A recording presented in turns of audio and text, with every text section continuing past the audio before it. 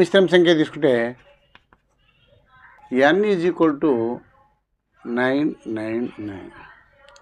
ఇప్పుడు ఈ సూత్రాన్ని ఉపయోగిస్తే ఏమవుతుంది? 235 × 999 + 1 - 235.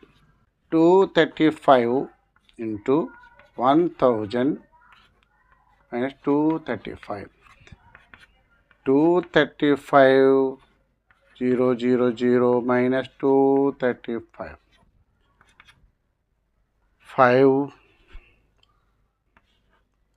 అలాగే ఇక్కడ 4 3 2. నేను చెప్పేది మీకు నచ్చితే లైక్ చేయండి. ఇప్పటివరకు సబ్స్క్రైబ్ చేసుకోకపోతే సబ్స్క్రైబ్ చేసుకోండి.